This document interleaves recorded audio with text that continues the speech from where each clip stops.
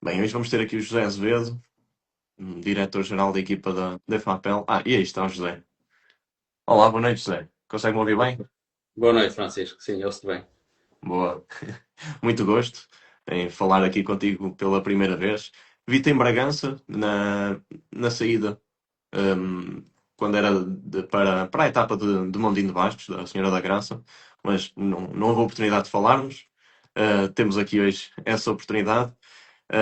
Ontem, ou não, foi anteontem que falámos, tu deste-me o teu contacto e disseste-me para estar super à vontade nas perguntas que te ia fazer, porque pronto, as perguntas no fundo são a maior parte são das pessoas que assistem e que conhecem, pronto, e que seguem a modalidade.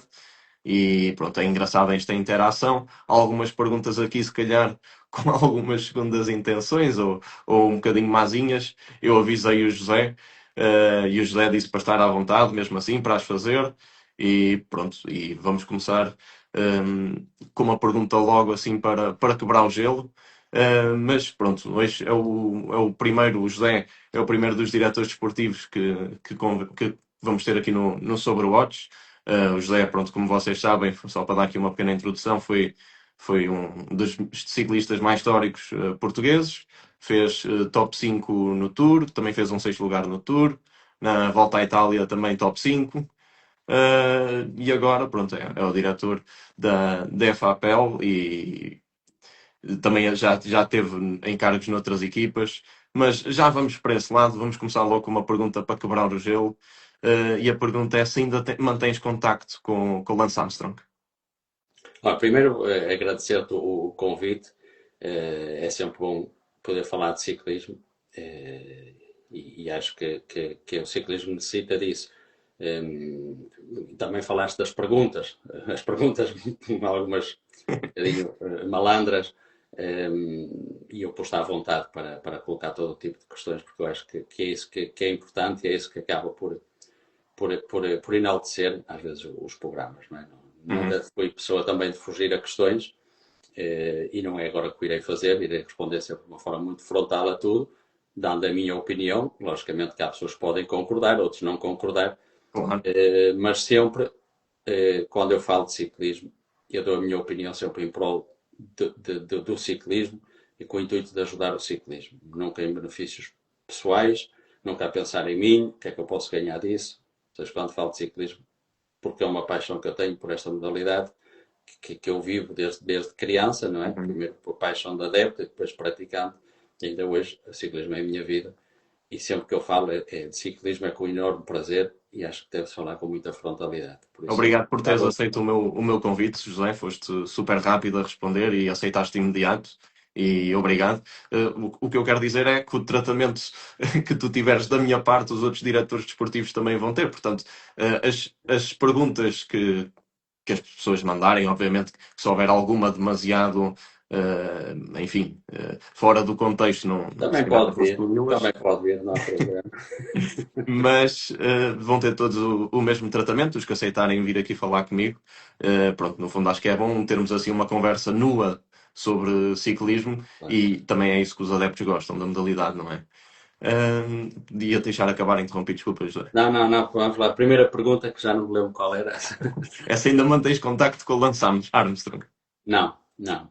Desde 2011 que eu nunca mais tive contacto com ele. Ou seja, a última prova que fizemos juntos, eu como diretor, ele como ciclismo, foi o Tour da Ananda. Estava em 2011. A partir daí nunca mais tivemos contacto. E o que é que pensas sobre ele, assim, só resumidamente, qual é que é a tua opinião? Bom, eu não posso falar mal de alguém que sempre me tratou bem. Eu partilhei alguns anos com o Armstrong na mesma equipa, colegas de corrida, de equipa, colegas de companheiros de equipa, que fizemos Uhum. muitas provas juntas, e desde que eu cheguei à equipa, sempre fui bem acolhido, era o S-Post, em 2004, sempre fui bem acolhido, e nos anos que tive com ele como ciclista, e depois, quando fui para a Rádio Shack, eu já era diretor desportivo, e Uhum. eu estava na segunda fase da sua carreira, quando ele fez a pausa e iniciou. Sempre foi uma pessoa que me tratou bem, que me respeitou, Mantivemos sempre uma boa relação, muito cordial. Ele era um campeão, eu era um ciclista normal, mas dentro da equipa o seu comportamento era de normalidade para connosco, de respeito pelos colegas, reconhecido para com o trabalho que nós fazíamos em ajuda dos seus objetivos. Também era a nossa missão, estávamos a ser Uhum. contratados para esse objetivo, mas era uma pessoa reconhecida, que nos respeitava, ou seja, sempre uma boa relação. E quando criou a equipa da Rádio Shack, que era ciclista, voltaram-me a convidar e foi aqui que iniciei a minha carreira de diretor desportivo. Fiz algumas provas com ele, ou seja, não, eu nunca poderei falar mal de alguém que sempre foi correto comigo. É bom termos essa perspectiva também dele, enquanto pessoa, obviamente. Mas como tu disseste, foste diretor na Rádio Shack, também na Catuxa. Na Catuxa já foi mais diretor-geral, penso eu. As E, duas coisas, as duas coisas. e As duas. agora, e agora, pronto, na EFAPEL. Qual é que é a maior diferença, portanto, em ser diretor numa equipa com um calendário do World Tour e de uma equipa portuguesa como a EFAPEL? As maiores diferenças? Bem, começa logo ou seja, o orçamento, não é? O orçamento que as equipas têm, uma equipa World Tour ou uma equipa continental, e é o calendário. Nós sabemos que o calendário, o orçamento permite ter acesso a outros meios, não é? Como tudo na vida, o dinheiro permite a gente ter algumas coisas ou limita-nos em outras.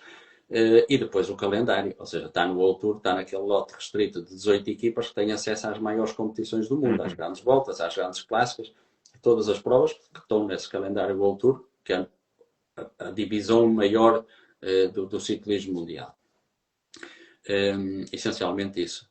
Porque quando eu comecei em 2010 a minha carreira, não é, como diretor desportivo, era alguém que vinha de ciclista e que gostava, e nos últimos anos da minha carreira de ciclista, nós Uhum. começámos a chegar a percebermos que estamos na fase final daquela etapa e começámos a pensar o que é que vamos fazer a seguir.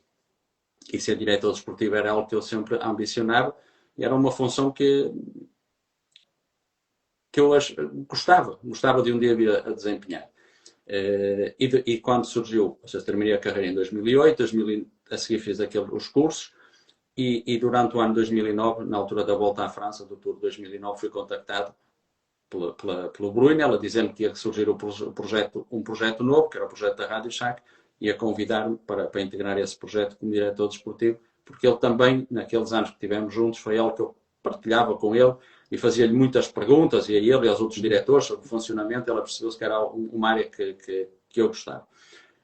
Passei todo esse período inicial de aprendizagem, logo numa equipa, lá está, não havia o World Tour naquele momento, era quase uma primeira divisão, que se chamava, Sim, sim.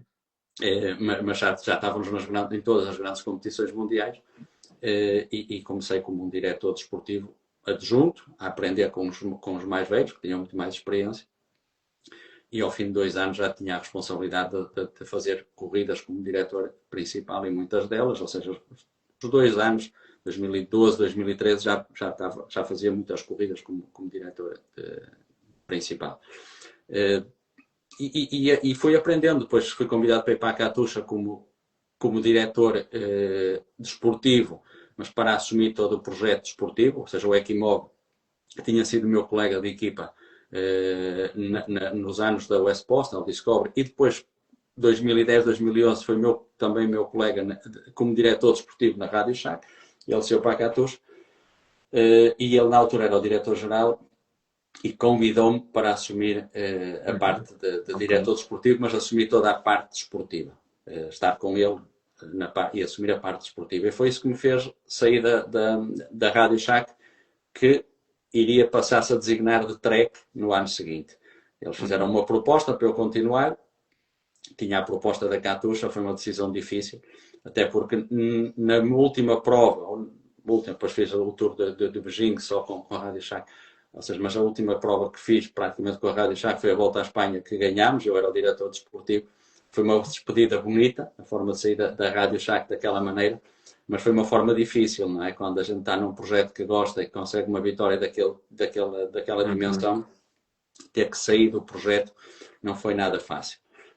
Por outro lado, aquilo que a Catuxa me proporcionava era algo que era uma oportunidade que também era difícil de recusar, porque a gente sabe que há oportunidades que não surgem muitas vezes.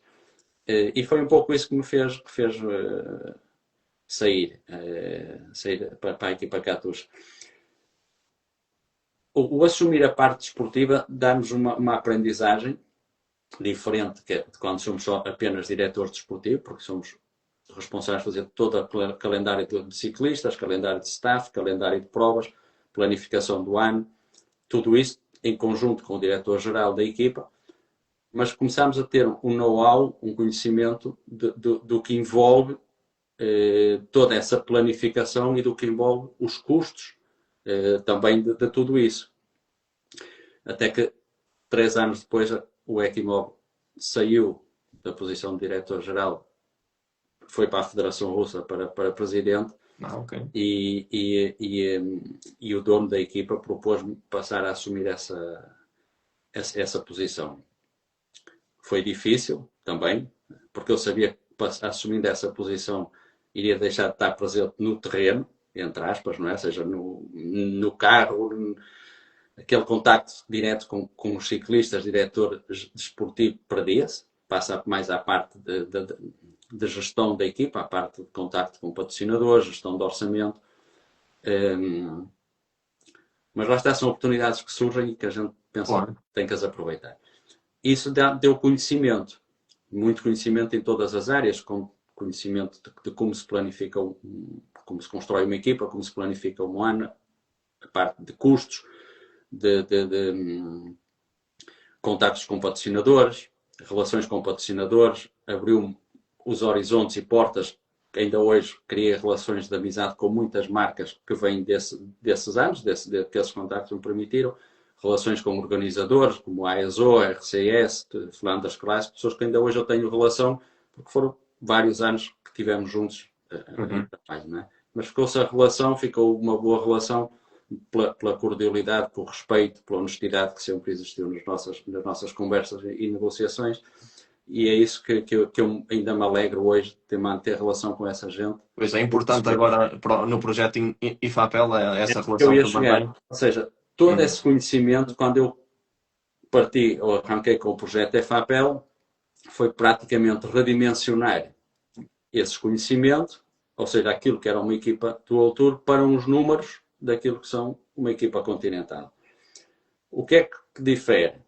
Ou seja, o calendário que temos é diferente, o número de ciclistas é diferente, não é? São 10, 11 corredores, enquanto ali tínhamos 30. São quase 20 pessoas a trabalhar no projeto FAPEL, quando no último projeto Catuxa eram quase 80 funcionários, ou seja, era gerir. É essa dimensão. Mas quando eu montei o projeto FAPEL foi algo que eu tive sempre presente desde o início. O que é mais desafiante? Está a ser mais desafiante agora? Deixa-me só de concluir. Queria construir uma equipa com condições semelhantes àquelas que tinha que eu estava habituado a trabalhar. E foi isso que fiz neste projeto.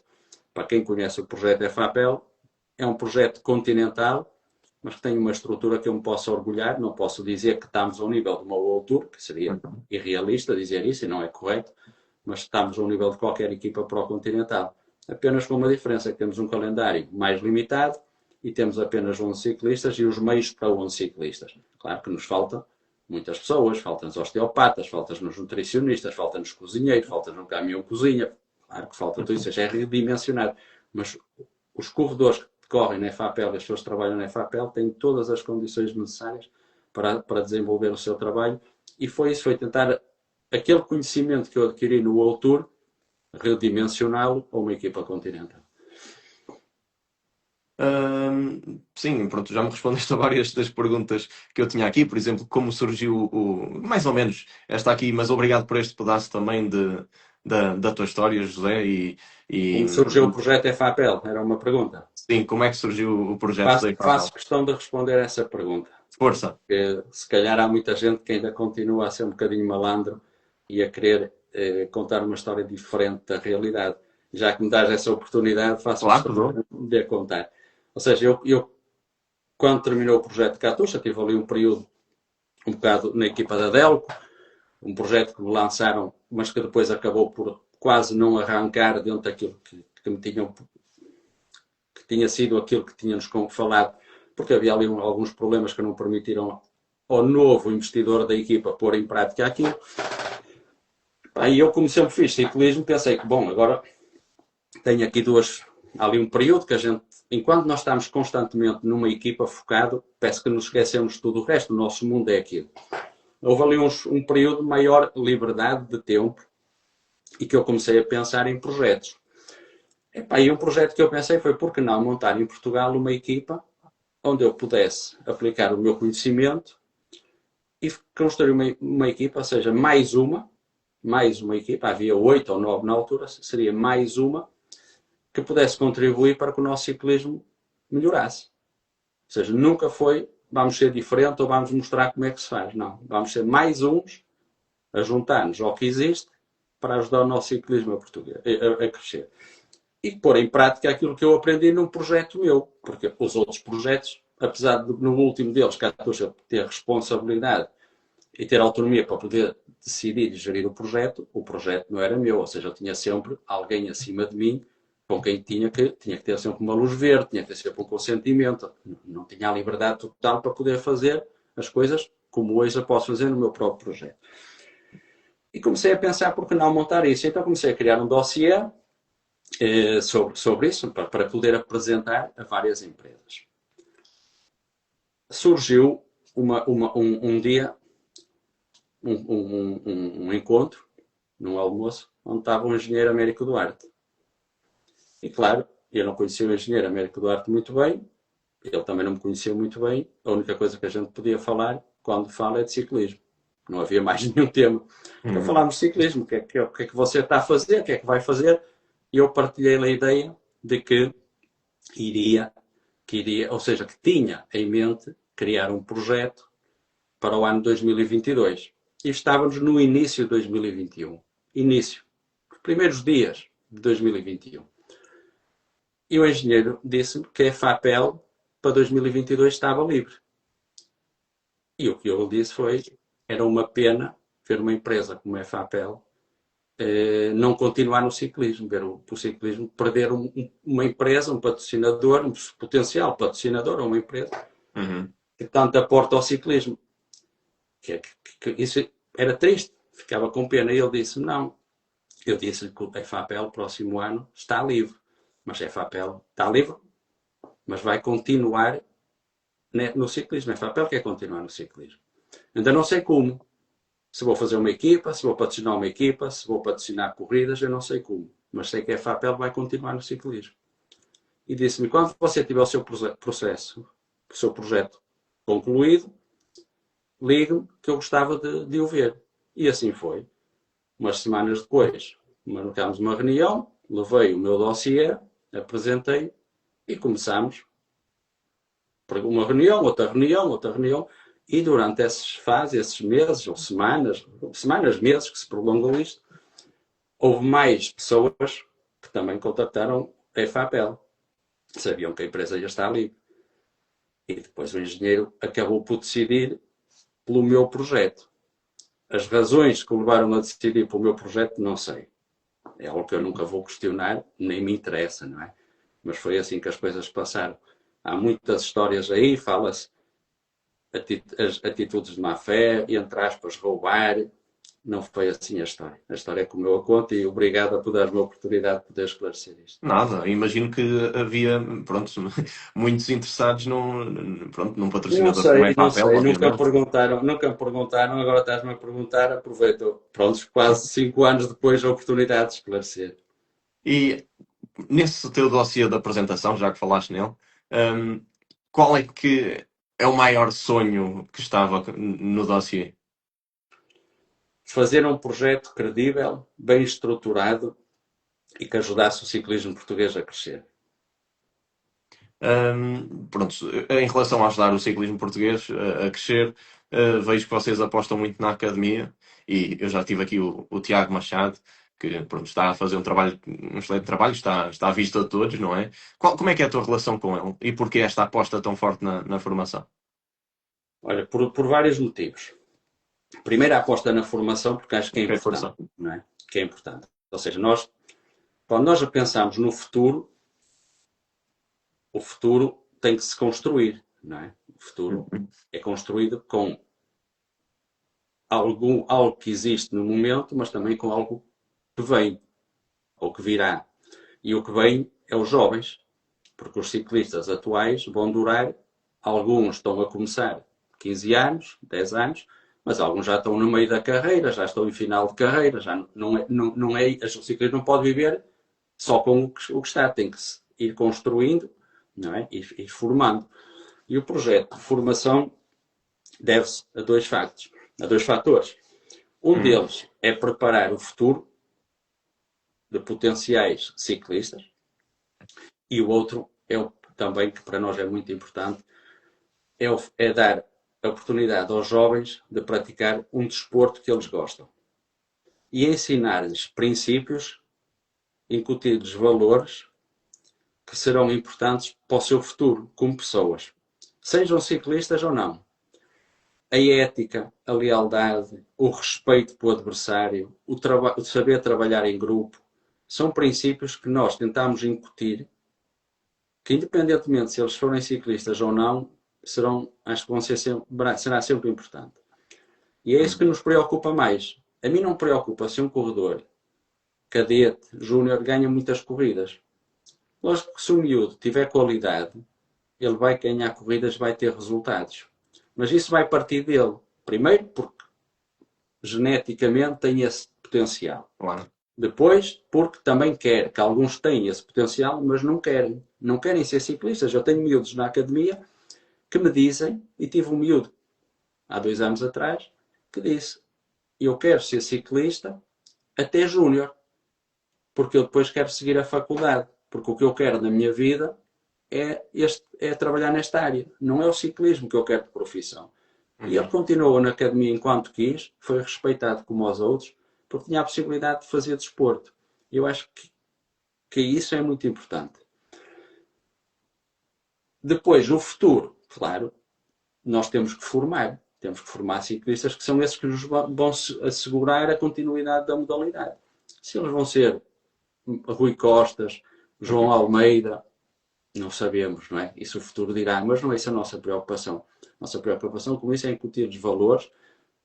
Na parte desportiva, logicamente que ajudamos-los na sua progressão. Ensinamos o que é ciclismo, ensinamos a parte técnica, E o estratégias, Tiago Machado tudo. é a pessoa E certa para aí, isso? e aí é que entra o Tiago. O Tiago entra quando... O Tiago foi meu ciclista Uhum. durante, penso que 8 anos. Pelo menos 8 anos. A Rádio Shack, a Tuxa, ou seja, o Tiago foi comigo quando eu fui para a Rádio Shack. Quando eu saí da Rádio Shack, ele saiu para a NetApp e eu fui para a Catuxa. Tivemos 1 ano depois, eu era diretor desportivo, o Eki Mob era diretor-geral e eu disse ao Eki que gostava de ter o Tiago na equipa. E nós voltámos a contratar o Tiago e o Tiago esteve comigo, penso que mais 3, 4 anos, cerca de 8 anos Uhum. tivemos. Eu conheço o Tiago muito bem, não é? Claro. Como pessoa, enquanto era ciclista, eu durante um período era eu que lhe fazia toda a parte de preparação de treinos, ou seja, eu conheço o Tiago bastante bem. E tenho muita confiança com o Tiago, para além da relação que a gente construiu. Apesar de eu ser diretor, ele ciclismo, fica uma relação. E ficou sempre uma boa relação. Quando o Tiago deixou o ciclismo, anunciou o fim de carreira, eu perguntei-lhe o que é que ele ia fazer e propus-lhe vir trabalhar para o projeto FAPEL e ficar na academia como coordenador. E acho que o Tiago é uma pessoa que está a fazer um bom trabalho. Não é olhando só as vitórias que a academia tem vindo a ter. Na verdade, a gente tem conseguido muitas vitórias e vitórias em provas das mais importantes naquelas categorias. Uhum. Mas acho que temos feito em conjunto um bom trabalho. E eu preocupo-me com a parte de gestão, a parte organizativa, a parte administrativa, a parte desportiva. Deixo-a para o Tiago, apesar de falarmos sobre tudo isso. E acho que o Tiago tem feito um bom trabalho. E é importante Estão isso. bem organizados então os dois. Ou seja, é uma pessoa que conhece o ciclismo e tem outra vantagem, o Tiago. É que o Tiago conhece-me. O Tiago, como foi meu ciclista durante 8 anos, sabe como eu penso, Uhum. sabe o que eu gosto, sabe o que eu não gosto, sabe o que eu não admito. Ou seja, o Tiago conhece muito bem. Eu não Estão em preciso de estar a sintonia. explicar ao Tiago como é que eu vejo ciclismo e como é que eu coloco no ciclismo, qual é a minha postura no ciclismo. O Tiago já sabe o que eu gosto, o que eu não gosto, o que eu admito, que foi meu ciclista há 8 anos. Isso torna as coisas mais fáceis. Sim, foi um ciclista também histórico português, porque tem muita experiência e que os miúdos de certeza que o veem como exemplo. Mas indo aqui para uma pergunta mais tensa novamente, que é o que é que aconteceu com a equipa feminina porque terminou? Muita gente perguntou isto Sim. e Olha, essencialmente vou-te dizer, custou tomar essa decisão. E como eu disse há pouco, eh, nós não estamos preocupados tanto nesta parte da academia, não é? Que é uma equipa de cadete, júniores, era a equipa feminina e o paraciclismo. Como disse, não estou preocupado tanto com as vitórias. ok. Essa é o construir. O que acontece é que nós investimos também no ciclismo feminino para dar a oportunidade às meninas jovens, algumas eram mulheres, não é? Porque algumas elites, já mulheres, que faziam parte passaram nestes anos por equipa, dá-lhes a oportunidade, como eu disse, de praticar um desporto que elas gostavam. E tivemos sempre um tratamento de igual para delas para com igual ao que tínhamos com os escalões masculinos. Ou seja, se íamos para uma prova e se vamos no dia antes, com as femininas íamos no dia antes. Se vamos para um tipo de hotel, vamos para o mesmo tipo de hotel. O que uns têm de equipamento, os outros têm de equipamento. É exatamente igual na academia para toda a gente. Não há diferenças. Todos são tratados da mesma forma e todos têm as mesmas coisas. Certo. O problema está que houve uma altura que nós sentimos que o ciclismo português poderia evoluir, podia crescer e parecia que ia crescer. Infelizmente, regrediu. É difícil manter um escalão quando nós próprios sentimos que pouco podemos fazer. Elas têm 5 provas no ano, 4 provas da taça, 4 ou Uhum. 5, quase uma por mês. Às vezes passa mais de um mês de umas provas às outras. Depois tinham o Campeonato Nacional e depois tinham a Volta a Portugal feminina. A Volta a Portugal feminina elite, enquanto teve uma dimensão internacional, mas com um nível que não era, ou seja, as atletas que vinham a Portugal, as equipas que vinham, não criavam uma diferença, um fosso tão grande para com as atletas portuguesas, conseguia haver competitividade. A opção de passar a voltar a Portugal para um nível internacional, onde vêm equipas de uma dimensão já muito superior às portuguesas,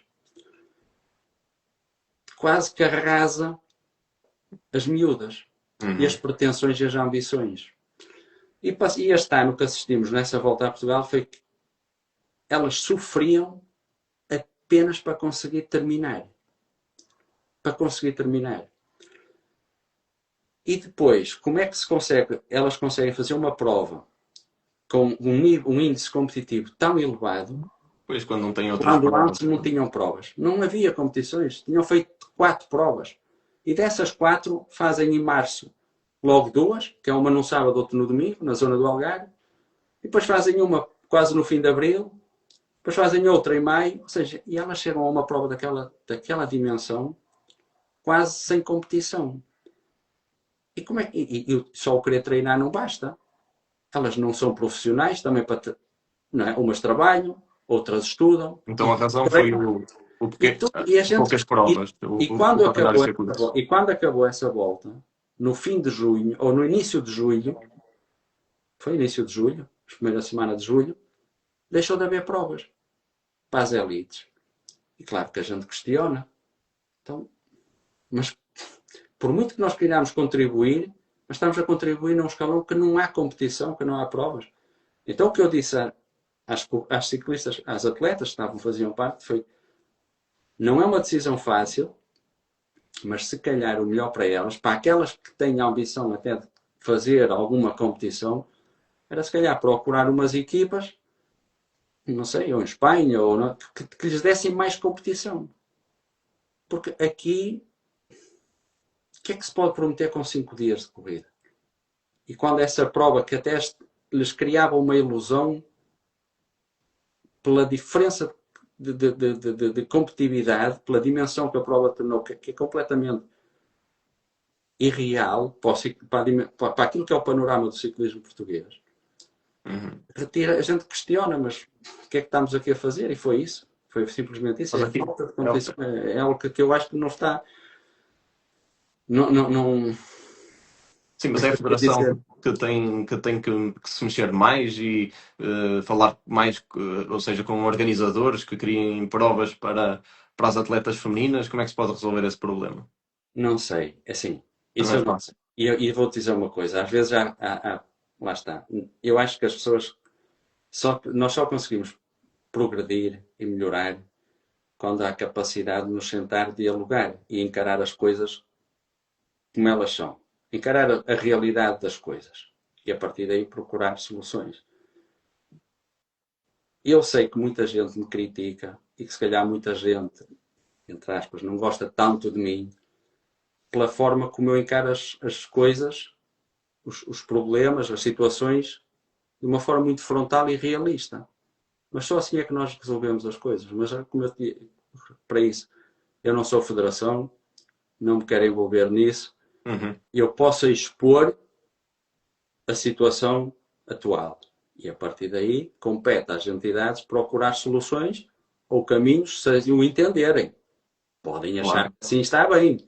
E eu não sou eu que vou dizer que tem que mudar.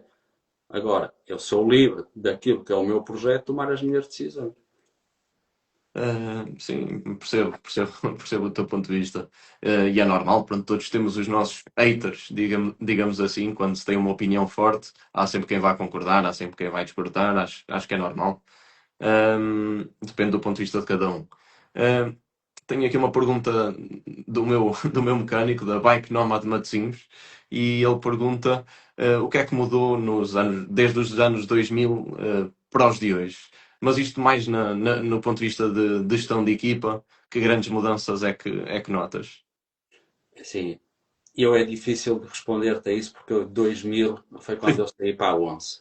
Não é? Uhum. E voltei em 2022. Ou seja, há aqui um período de 20 anos que eu não posso falar de coisas que eu não estava por dentro. Não é? Eu tive depois no Benfica 2 anos, 2007, 2008. Uhum. Mas foi em 20 anos, mais de 20 anos, que eu não estive aqui no ciclismo. Ou seja, há certas situações que eu não posso falar. Eu vinha a Portugal correr a volta ao Algarve, da ciclista ou diretor, pronto, e pouco mais fazia. Acompanhava o ciclismo, logicamente, mas sempre um bocado à distância. Eu não sei como é que funcionavam as equipas a nível organizativo nesse tempo, não sei, não posso responder sobre isso. Então, pronto, vamos falar então nas declarações que tiveste, portanto, depois da volta a Portugal, relativamente ao doping, a correr no estrangeiro. Tu olhas para trás e hoje voltarias a ter essas mesmas declarações que tiveste na altura? Sim, sim, sem dúvida. Não me arrependo. Eu disse, ou seja, Queres acrescentar mais alguma coisa em relação a isso? Francisco, eu Força. respondo sempre com frontalidade porque eu não tenho nada a esconder. Não tenho nada. Eu estou à vontade para falar de ciclismo sobre qualquer tema. Então, quando me fazem uma pergunta, eu respondo e digo aquilo que eu penso. Uhum. Ninguém é obrigado a seguir-me e o que o José Azevedo diz não é sagrado. Eu também sei ouvir os outros, mas tenho liberdade para expor a minha opinião. E fizeram-me perguntas sobre o ciclismo português, o estado do ciclismo português, o futuro do ciclismo português e sobre o projeto EFAPEL. E eu respondi aquilo que eu penso. Ok, Hoje, hoje, estás a hoje, responder. hoje, hoje Força, respondia, força. hoje respondia exatamente igual. Ok. Exatamente. Infelizmente, se calhar não estava tão errado com aquilo que disse. Apesar de ser acusado, terem-me quase insultado. Houve um comunicado que saiu que foi quase um insulto à minha pessoa. Houve alguém que deu ao trabalho de fazer um comunicado a insultar-me como pessoa, quase, não é? Não é como atleta, como pessoa. Não, não, não, não, mas pronto, são opiniões, são posições. Mas se calhar esses comunicados, quem escreveu esse comunicado devia escrever agora era um comunicado. Agora é que era o momento de fazer um comunicado. Mas eu quando falo, apesar do que eu digo, repito, não é sagrado e não tem toda a gente concordar. Mas quando eu falo sempre com a intenção de ajudar o ciclismo português. E falo sempre de uma forma muito neutra e sem nunca estar a pensar o que é melhor para a minha equipa. Porque então quando a gente pensa isso, está sempre a trocar de opinião, ou pode estar sempre a trocar de opinião. Eu falo para bem do ciclismo português. E eu digo sempre isto, se o ciclismo em Portugal crescer, se houver maior entrar apoios, patrocínios, dinheiro, o meu projeto vai crescer. Uhum. Vamos crescer todos. Como ao contrário. Se houver desinvestimento, eu também vou sofrer. Por isso, eu não quero fazer mal ao ciclismo. Eu não ganho nada em fazer mal ao ciclismo. Claro. Não, eu percebo que, pronto, aquelas declarações que tu tiveste foi, no fundo, pronto, a responder às perguntas, portanto, a quem diz que Mas o, estava que a mal? altura, Mas que a estava altura, mal o que eu disse? Se eu calhar não, não me enganei. Não é? Se calhar não me enganei. pois, agora houve um caso, não é, Não sei. É bom, do- as pessoas estiverem atentas, se calhar não me enganei. pronto, ok, mas Eu não sou, olha uma na coisa, altura já, eu não sou um indivíduo, não é? Eu não sou doido, não é? Que às vezes as pessoas querem fazer passar. Eu não sou um indivíduo. mas achas que vai continuar a aparecer mais casos destes no futuro próximo? Olha uma coisa. É, Deus queira que não. Não me alegra nada este tipo de situações, sinceramente. Não me alegra. Não fico contente com isso. Agora, eu acho que nós temos qualquer equipa, em qualquer modalidade, não é só no ciclismo, em qualquer modalidade, nós queremos competir sempre havendo cumprimento dos regulamentos, havendo ética, havendo honestidade. Só assim é que se consegue competir. E quando eu falo, não é de perdedor ou ganhador. Isto não é de perdedor ou ganhador. Isto é a minha opinião. Não, Às vezes as essas pessoas últimas tentam palavras eu passar a ideia subscrevo que eu digo um completamente. discurso que é de perdedor. Não é de perdedor. Eu não estou aqui de perdedor. Eu orgulho-me da equipa que tenho, orgulho-me do projeto que construí, tenho orgulho em poder dizer que a empresa FAPEL está satisfeita com o projeto que existe há 4 anos. É um projeto sério a todos os níveis, que cumpre rigorosamente tudo, tudo, nesta equipa. E podes perguntar às pessoas que fazem parte, cumpre rigorosamente com tudo. Mas queremos competir para que o ciclismo cresça, como eu disse há pouco, tem que haver cumprimento de todas as regras. Tem esperança que isso aconteça? Então para que é que se faz regulamentos? Então não o fazemos, não é? Andamos Uhum. a perder tempo, andamos a perder tempo e andamos a brincar uns com os outros. Mas se for para entrar nesse jogo, eu não vou estar aqui muito tempo. Entende? Por muito que gosto do ciclismo, por muito que gosto do projeto que montei, Uhum. eu não vou andar muito tempo a fazer figura de parvo. Claro, mas Não pronto, é? acreditas neste Ou, momento, senão ou, também não estarias aqui, não estarias pronto claro que ainda em acredito, papel. claro que acredito, claro que acredito e estou sempre disposto a dar o meu contributo. Sempre. E não me alegra nada as situações que são negativas para o nosso ciclismo. Bem, mas Agora, eu quero é vamos, ajudar, eu vamos quero é focar sempre mais na ajudar. positividade. Eh, e pronto, uma das principais perguntas que tive também, se calhar, esta acho que foi mesmo a principal, que é, pronto, se a FAPEL vai correr muito no estrangeiro, se já sabemos o calendário, alguma coisa do calendário, o que é que nos podes revelar? Olha, nós temos essa ambição, não é? Eu disse que nós queríamos fazer mais competições a nível internacional. E, e esse era o nosso objetivo. E no final do ano até fomos à volta ao Luxemburgo e Uhum. nesta altura estamos em contato com algumas organizações. No entanto, a Federação, por aquilo que nos informou numa reunião que teve com os clubes, não sei se isso já está no regulamento aprovado ou não, mas o que nos disse foi que a partir de 2026 as equipas portuguesas são obrigadas a competir em todas as provas do calendário nacional com um mínimo de 5 ciclistas. Se isso for aprovado e passar a ser regulamento, isso vai limitar muito a possibilidade das equipas portuguesas fazer calendário internacional, a não ser que tenham capacidade de ter 14, 15 ciclistas estruturarem-se para duas frentes. Isso obriga 14, 15 ciclistas, obriga ao dobro de diretores, ao dobro de massagistas, ao dobro de mecânicos, ao dobro de veículos. E, logicamente, que isso, a nível orçamental, obriga a muito mais investimento. Isso pode nos limitar, pode limitar as nossas ambições. Se isso for a realidade, logicamente que temos que cumprir as regras, somos uma equipa portuguesa e vamos em algumas fases estar limitados. Mas em FAPEL é possível correr em duas corridas ao mesmo tempo? Não, não, não. Ok. Isso eu não consigo porque primeiro tenho só 11 ciclistas e depois eu nunca irei, eu não tenho estrutura para me desdobrar. Nós não temos uma estrutura para nos desdobrar.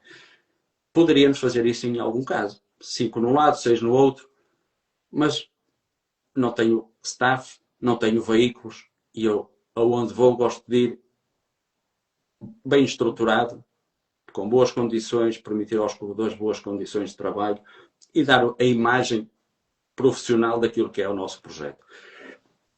E então não temos capacidade para ir em duas frentes. Isto não abdica que nós não estejamos a ver algumas provas do calendário internacional. O calendário nacional ainda não saiu.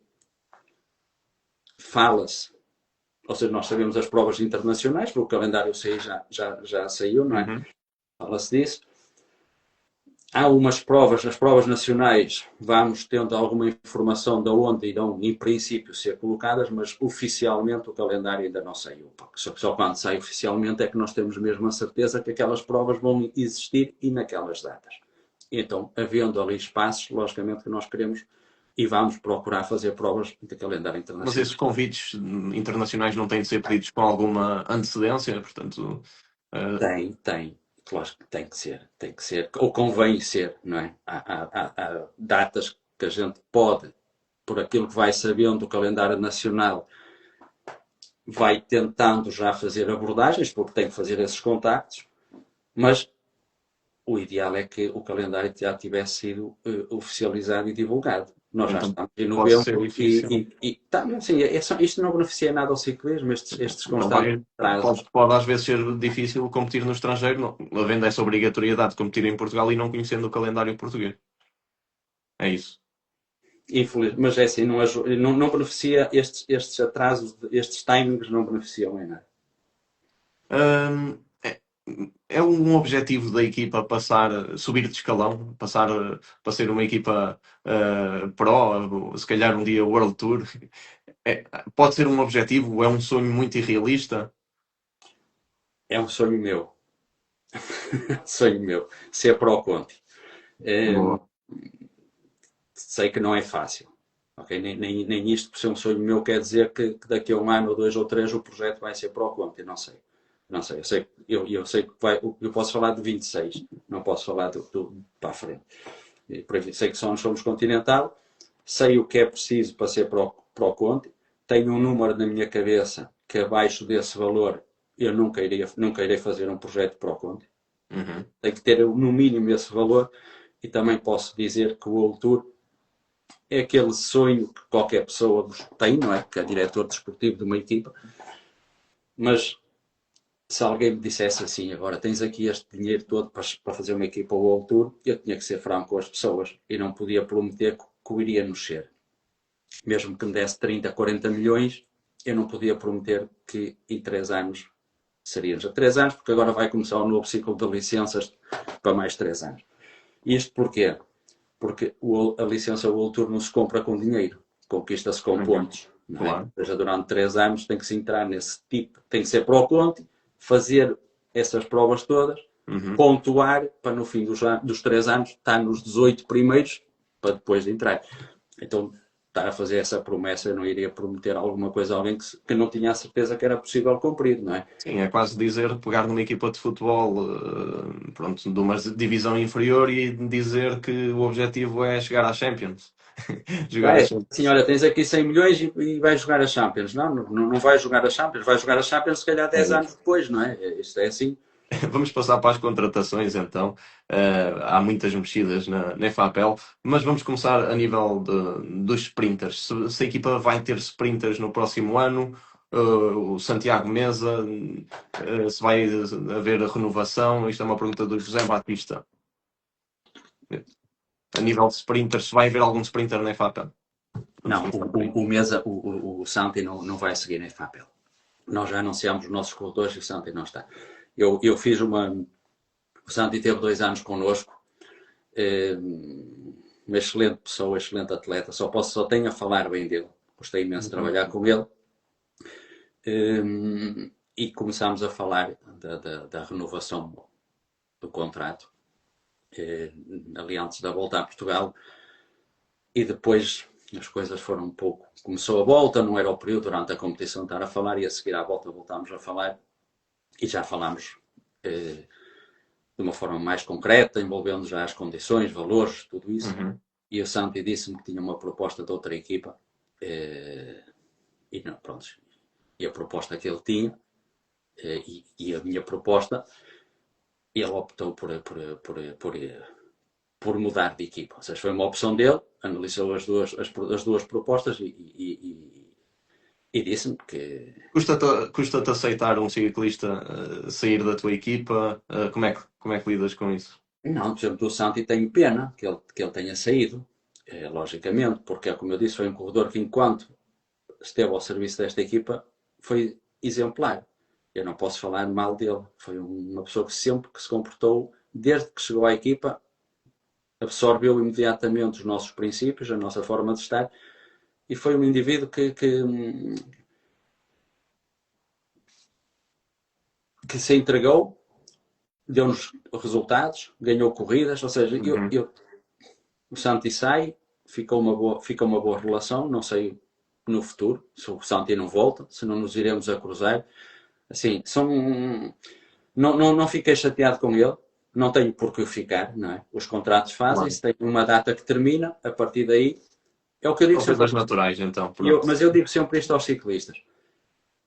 Quando o contrato termina, se a equipa não quiser renovar com um atleta e o informar a tempo dessas pretensões, o atleta não tem por que ficar chateado com a equipa. Da mesma forma que se o atleta, quando termina o contrato, entender que quer dar outro rumo à carreira dele, eu não tenho que ficar chateado com isso.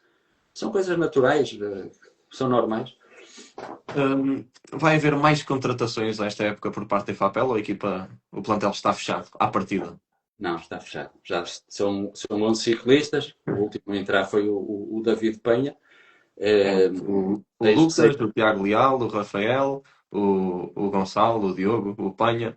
Hum, o Lucas, quando foi contratado, falando um bocadinho dele, eu pensei que ele iria ser se calhar o líder na volta a Portugal, e depois eu vi a contratação do Panha, e agora não sei bem o que pensar.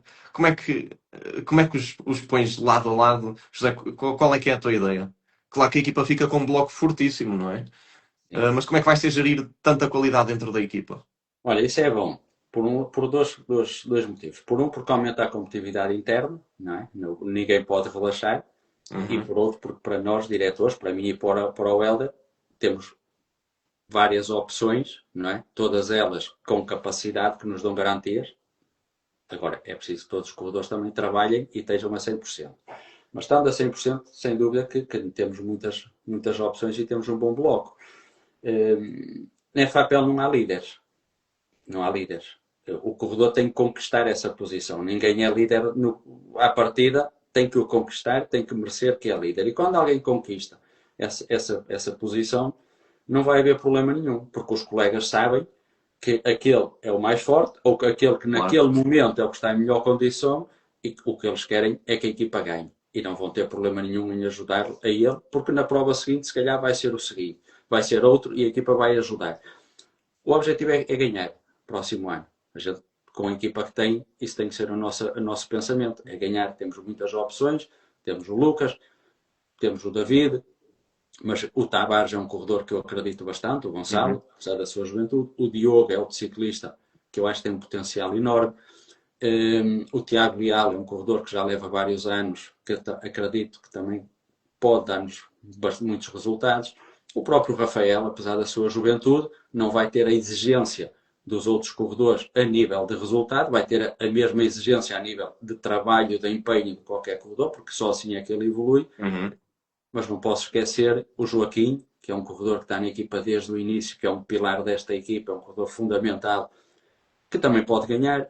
O Pedro Pinto é um corredor que este ano já, há 2 anos ganhou a prova, este ano ganhou, tem feito bons resultados, na volta teve ali perto de ficar nos primeiros. O Keegan é um corredor que este ano, cada ano, tem vindo a melhorar. O Alexander é um corredor consistente, mais um Uhum. corredor de trabalho.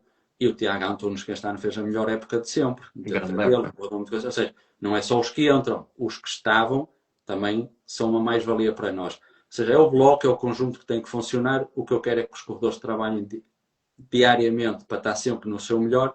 E é o que eu digo, se a equipa chegar a uma prova com todos no seu melhor, quanto mais forte for o grupo, melhor para todos. É mais vale ter às vezes como colega do que como adversário. É um Não super estar a correr bloco. agora. E o ambiente, a relação, isso não vai haver problema, porque neste projeto os egos são sempre postos de parte. Não. Eu dos conheci, já conheci o Lucas, o Tiago Leal e o Rafael. Pronto, conheci-os bem. Até fui dar uma volta com o Tiago e com o Rafael também fui no outro dia. O Lucas também já tive várias vezes com ele e parecem-me ciclistas bastante humildes e que estão dispostos a trabalhar para os outros, pelo que eu falei com eles, mas também que têm de esperança de evoluir e conquistar o lugar deles. Olha, eu não quero só que eles tenham, que eles querem trabalhar para os outros, eu quero que eles tenham a ambição de ganhar. Sim, É eles isso que têm, eu eles tenho a têm. ambição de ganhar. E havendo a ambição de ganhar, depois o resto é o respeito pelo colega. E como eu disse há pouco, eles sentindo que naquela prova há um que está melhor ou que a própria corrida, a circunstância, a forma como se desenrolou, colocou aquele corredor melhor posicionado, dando garantias, a equipa vai se focar naquele, vai ajudá-lo. Uhum. O importante é que no final, onde é FAPEL ganha. Ah, antes de ir a esta pergunta, vou perguntar se ainda dás umas voltinhas de bicicleta, José? Muito pouco. Temos de combinar uma, qualquer Fui dia também. tentado, tentei, entusiasmei-me no mês de março, durante a volta ao Alentejo. Já não andava de bicicleta há muito tempo. E na volta ao Alentejo, como aquele o terreno é mais plano, então combinei com o Helder e pensar, por que não no fim das etapas? No final das etapas ao hotel havia sempre 50, 60 quilómetros. A gente no fim da etapa, aquilo acaba cedo, vamos de bicicleta até ao hotel. É uma maneira da gente ir andar de bicicleta e ao mesmo tempo aquela reunião de diretores que existe a seguir a cada etapa, fazemos uma na bicicleta. E fizemos aquilo 3 vezes. Em 5 dias fizemos 3 vezes, até correu bem. Só que depois quando cheguei a casa, que a ideia era dar seguimento àquilo, desde março até agora ainda não andei de bicicleta outra vez. Ou seja, já passou muito tempo. Ah, então ainda descarrego, ainda descarrego Há de ao ser, José numa subida. É difícil, é difícil. Mas voltando aqui para as perguntas mais sérias das contratações, há um assunto que tem sido muito falado nos últimos dias, que é do Maurício Moreira, e a minha pergunta é se te arrependes de contratar o Maurício Moreira.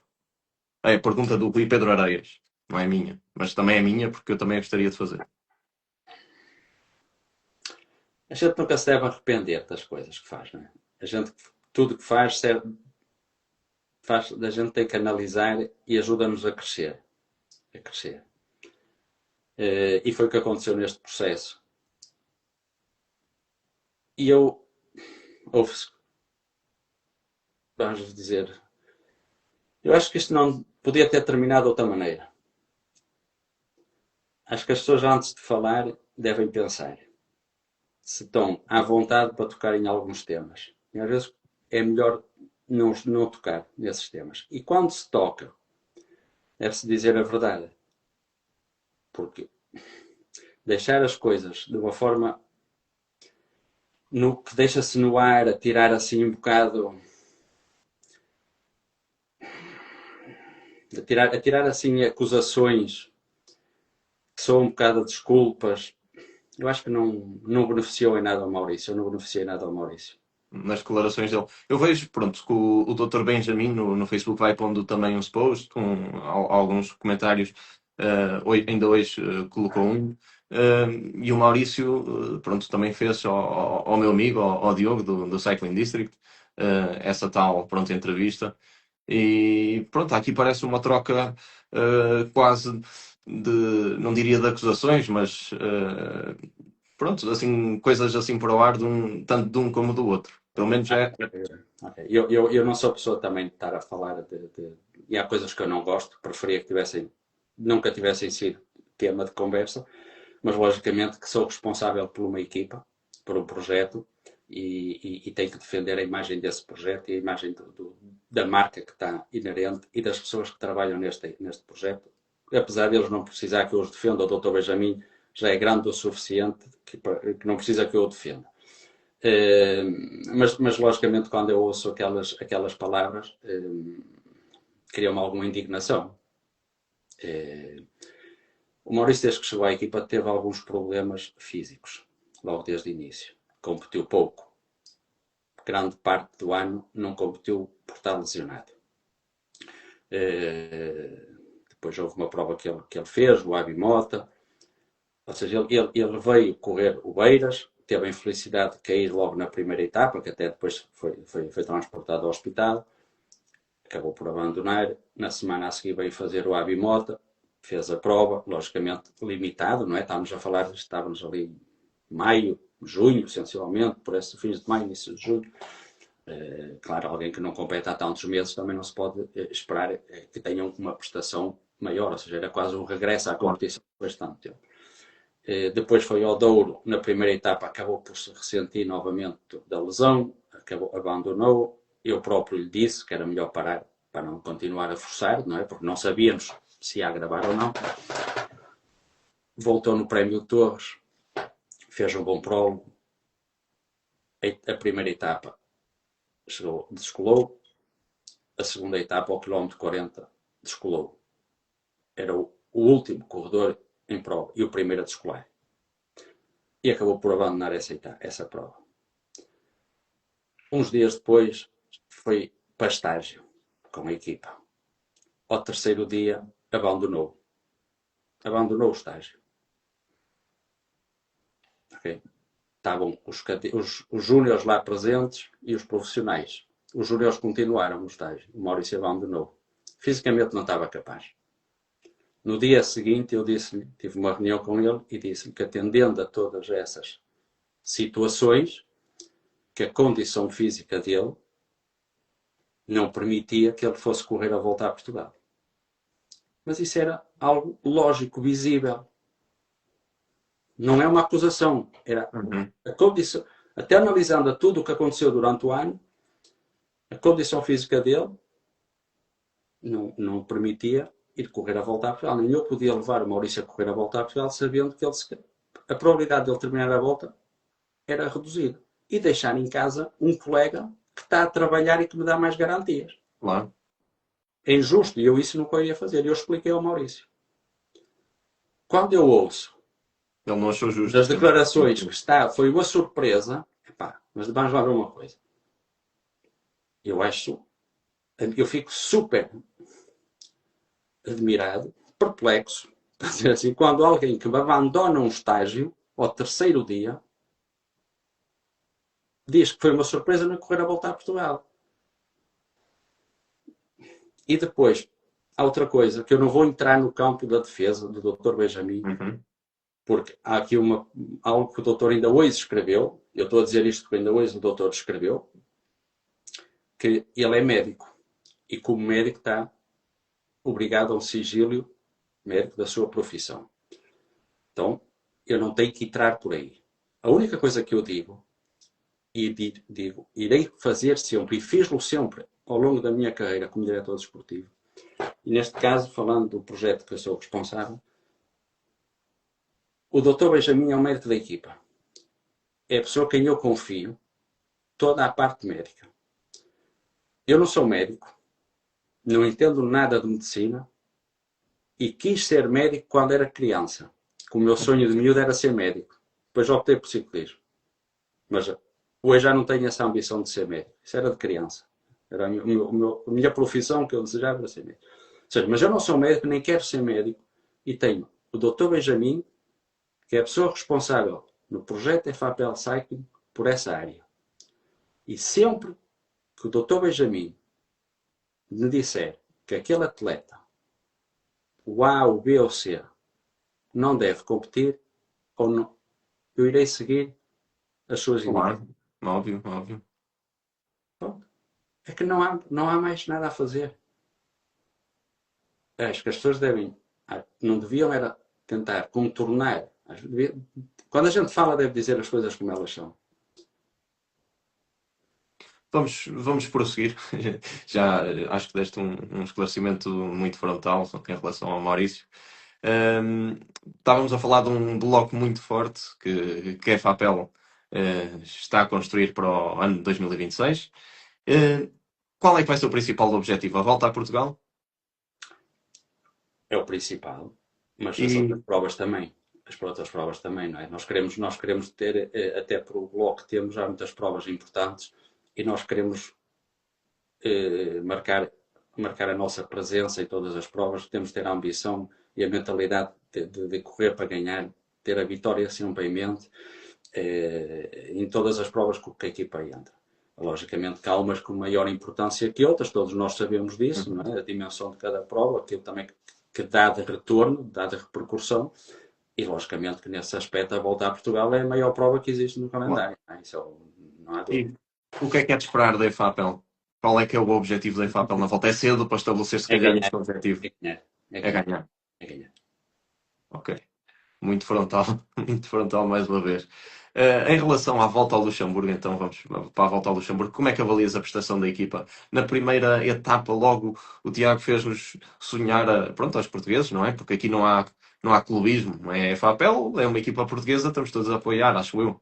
Uh, e quando ele ataca, fez-nos ali sonhar, mas depois, acho que foi na última etapa, não me recordo bem, teve ali já alguma quebra. Como é que avalias a prestação? Pronto, estou a falar mais do Tiago, mas não foi só o Tiago que se mostrou, houve outros ciclistas a atacar, como o Keegan, etc., o André.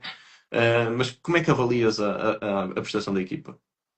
Eu avalio de uma forma muito positiva. Acho que a equipa teve uma boa prestação, um bom desempenho. Nós sabemos, logicamente, que olhando ao nível das equipas presentes e dos corredores que estavam presentes, que não era fácil ir lá disputar a volta ao Algarve, mas fomos com a ambição de lutar por um bom lugar à geral. Queríamos também, ao marcar a nossa presença, sabíamos que estar presente nas fugas era algo importante para o retorno que isso também dá à equipa, ao patrocinador, e é uma forma da equipa começar também a afirmar-se e a se mostrar-se no panorama internacional, dar-se a conhecer. Depois tínhamos o Tiago e o Keegan, mas depois o Tiago foi o corredor que estava para a geral, estava num grande momento de forma, e que conseguiu manter sempre nos primeiros lugares, com boas prestações. Ou seja, e houve uma etapa que chegou um grupo de 10 na frente e logo a seguir havia a poucos segundos outros 10 onde estava o Tiago e o Keegan e o Tiago chegou após o contra-relógio, partiu para a última etapa dentro dos 15 primeiros. E depois acabou perder tempo nesse dia, na última etapa, e cair para fora dos 20, para 21, sim. Penso, 22. Ou seja, o que é que aconteceu? Eu não posso exigir mais ao Tiago, muito honestamente. E nós sabemos que o ritmo que se corre no ciclismo internacional é um ritmo muito elevado, um ritmo constante. E o que é que aconteceu? Que era o quinto dia de prova. O facto de não estarmos habituados a esse ritmo, à intensidade desse ritmo, ao quinto dia, era uma etapa muito dura. A mau tempo também. Era a equipa dos Emirates, foi a corrida toda, estava dia de chuva, o dia todo, 170 km, o pelotão em fila de um. Entrou-se no Luxemburgo, havia aquele circuito final, penso que 3 voltas, e o que é que aconteceu? Com a chuva, isso o Tiago não entrou bem colocado. O grupo cortou, o Tiago ainda ficou ali a uns metros, mas lá está. Nesse dia foi a incapacidade de conseguir, primeiro o erro, a colocação, devia estar, mas lá está, é falta de inexperiência e também não não é fácil às vezes lutar por um lugar, ou seja, é uma equipa continental, uma equipa nova, quase desconhecida, o querer meter ali, o pessoal tenta tirá-lo.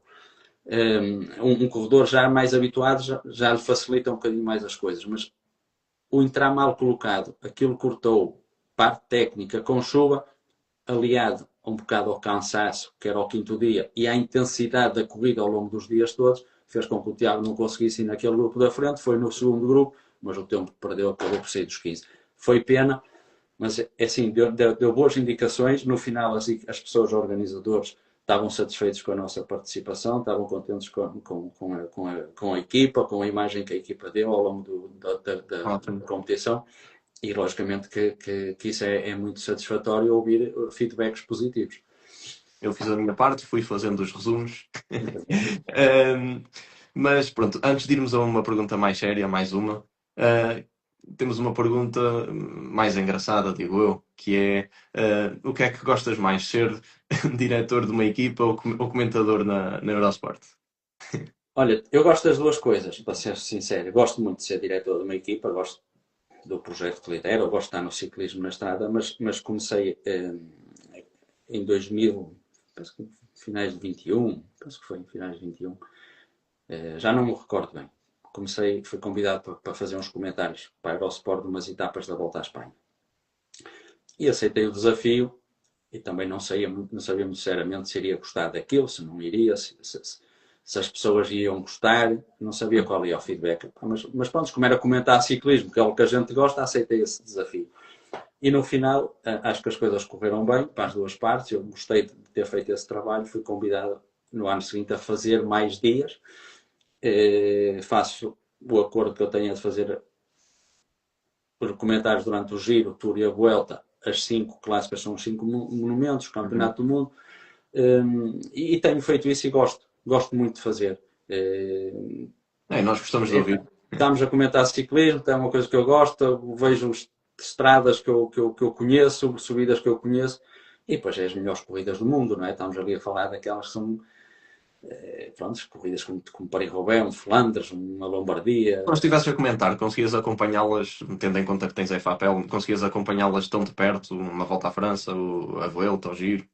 Ou seja, quando estou nas provas, não estou a seguir a etapa, não é? Mas no final da etapa tento sempre ver as classificações, às vezes até acaba por chegarmos ao hotel e a etapa ainda apanhámos um bocadinho os quilómetros finais, se não à noite a Eurosport volta a dar ali por volta das 9, 10, volta a dar outra vez um resumo alargado e eu sempre que posso vejo esse resumo. E agora tens o meu resumo também. Mas voltando para as perguntas sérias, então, qual é o maior defeito do ciclismo português? Eu faço esta pergunta a todos os ciclistas, também vou fazer a vocês. Epá, assim, qual é o maior defeito? Acho que não há nada perfeito, não é? Não há nada perfeito. No mundo não é perfeito, nem não existe.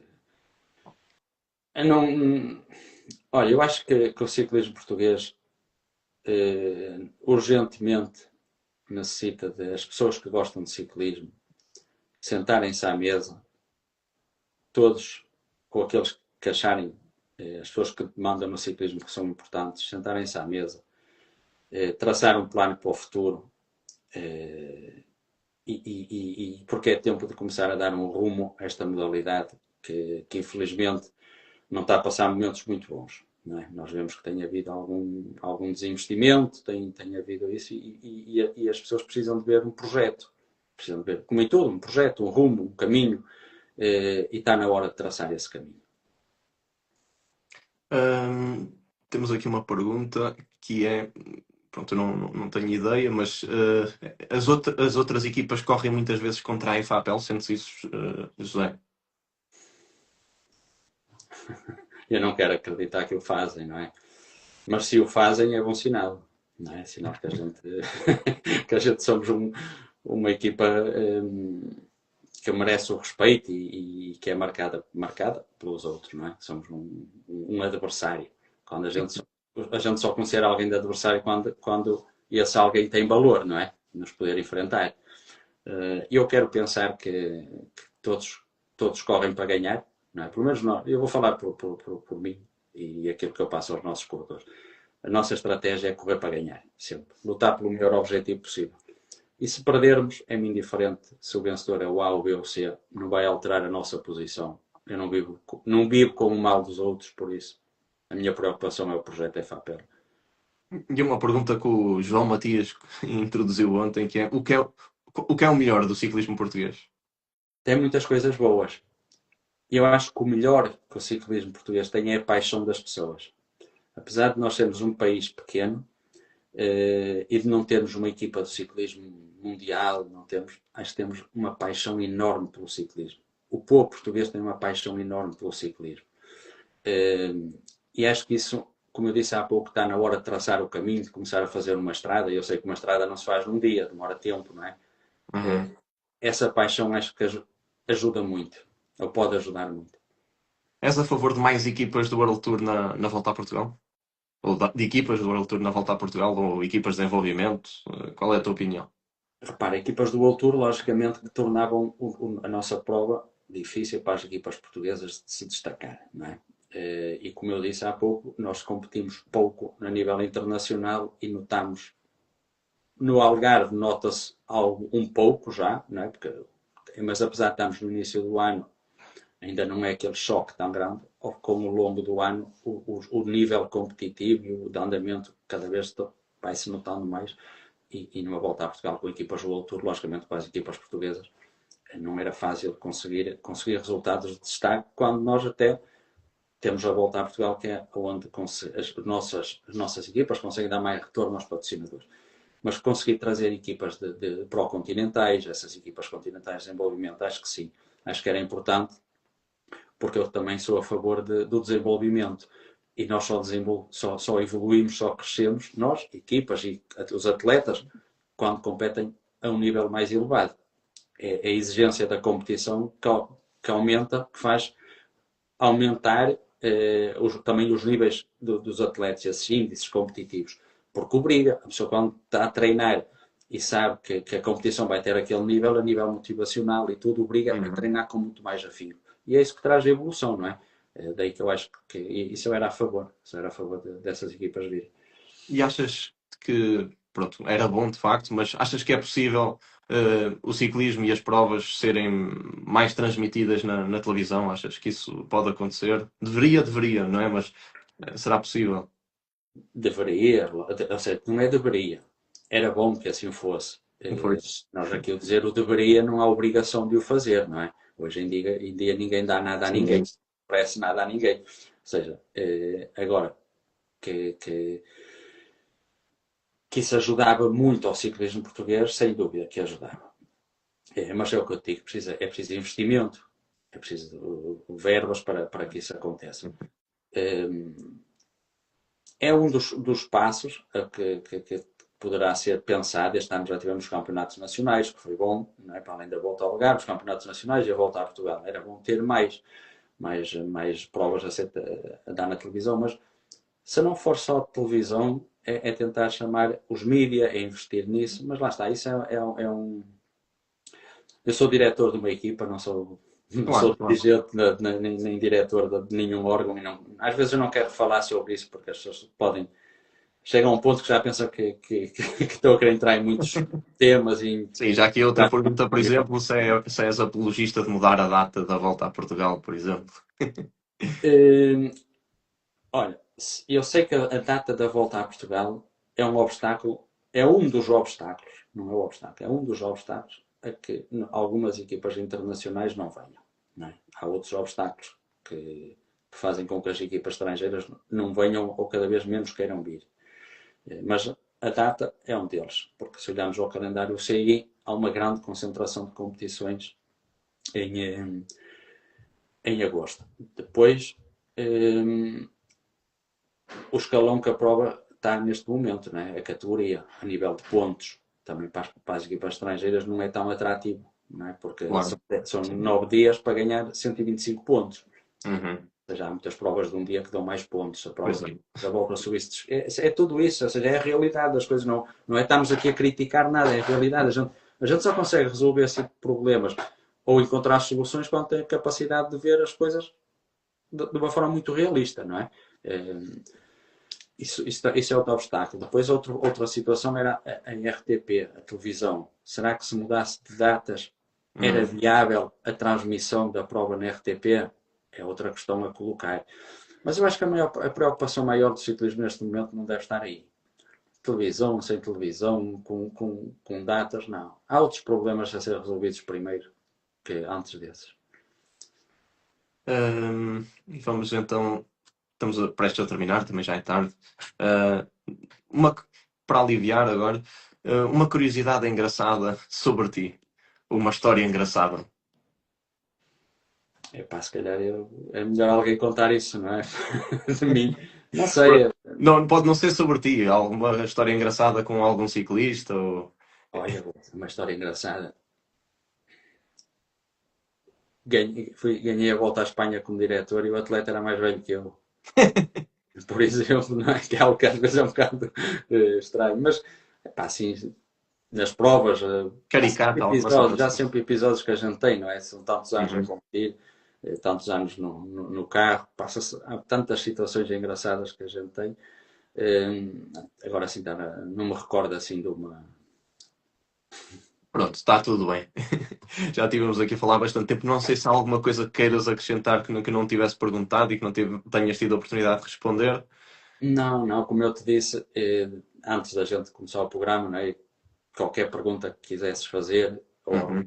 alguma pessoa que esteja a assistir ao programa que quisesse fazer, estavas sempre à vontade para a colocar, que eu iria responder sempre com sinceridade, não é? Dando sempre a minha opinião. Que não tenho mais nada a acrescentar da minha parte, não é? Ou seja, apenas agradecer-te o convite. E eu gosto de ciclismo, gosto muito de falar de ciclismo. E pronto, foi um prazer estar aqui. Agradeço muito o teu tempo, José. Até porque pronto, já são horas tardias, mas é a hora que mais gente costuma poder assistir aos diretos. E pronto, mais uma vez obrigado. Pronto, enquanto ciclista e agora o teu trabalho na EFAPEL, pronto, acho que é de admirar e por isso, obrigado também por isso. E espero que a EFAPEL participe em provas no estrangeiro, porque é sempre um gosto ver uma equipa portuguesa no estrangeiro e que as outras equipas portuguesas também tenham a oportunidade de o fazer, também seria bom. Obrigado. Em breve, pronto, o próximo convidado será o Ruben Pereira, Dani Color. Portanto, é uma questão de estarem atentos aqui no Sobrewatch. Obrigado, José. Boa noite. Obrigado. Obrigado a todos.